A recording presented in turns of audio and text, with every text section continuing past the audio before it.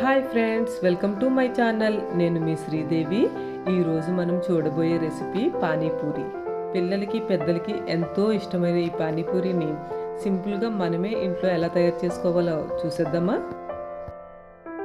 దీనికోసం ముందుగా మిక్సీ జార్లో కడిగి శుభ్రం చేసుకున్న 1 కప్పు పుదీనా, 1 కప్పు కొత్తిమీరను వేసుకోవాలి. తర్వాత 1.5 ఇంచు అల్లం తరుగు, 4 పచ్చిమిర్చి వేసుకుని 50 ml వాటర్ కూడా యాడ్ చేసుకుని మెత్తని పేస్ట్ లాగా మిక్సీ చేసుకోవాలి. తరువాత ఒక చిన్న నిమ్మకాయ సైజు అంత చింతపండుని 1/2 లీటర్ నీళ్లు పోసుకుని నానబెట్టుకోవాలి. తర్వాత మనం పేస్ట్ చేసుకున్న పుదీనా కొత్తిమీరని వడపోసుకుని జ్యూస్ని తీసి పిప్పిని తీసివేయాలి.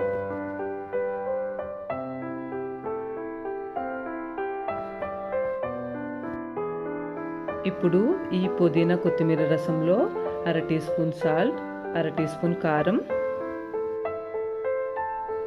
1/2 teaspoon chaat masala, 1/2 teaspoon వేయించిన జీలకర్ర పొడిని వేసుకుని 1/2 టీ స్పూన్ ఆమ్చూర్ పౌడర్ ఉంటే వేసుకోవచ్చు, లేకపోతే లేదు. ఒకసారి బాగా కలిపి మనం నానబెట్టుకున్న చింతపండు నుంచి గుజ్జుని తీసుకుని దీనిలో వేసుకోవాలి. దీనిలో 300 ml వాటర్ పోసుకుని బాగా కలుపుకోవాలి.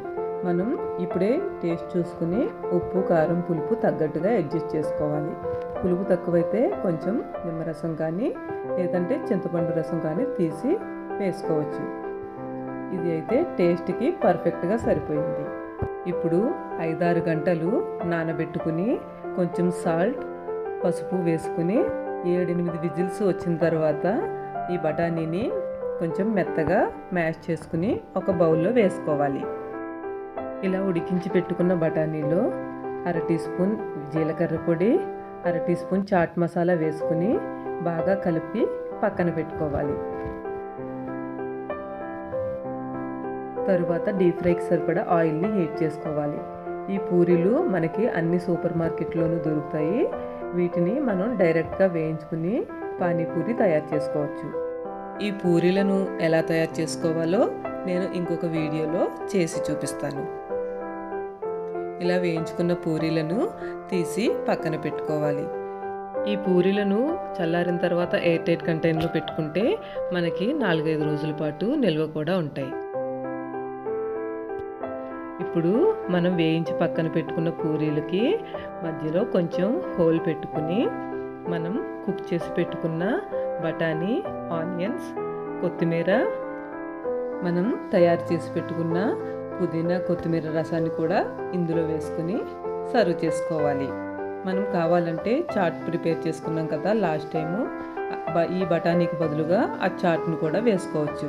లేదు ఇంకా ఈజీగా అయిపోవాలంటే 2 బంగాళదుంపలను ఉడికించుకుని ఈ చాట్లో కలుపుకుని వేసుకోవచ్చు.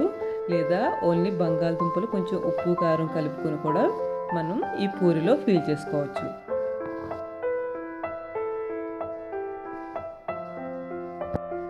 ఇలా ముందుగా హోల్స్ పెట్టుకుని ఇందులో స్టఫింగ్ చేసేసుకుని ఒక్కసారిగా పానీని నింపుకుని అందరికీ ఒకేసారి సర్వ్ చేసుకోవచ్చు.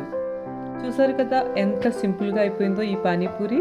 మరి మీరు ట్రై చేసి మీకు ఎలా వచ్చిందో కామెంట్ బాక్స్లో మెసేజ్ చేస్తారు కదా.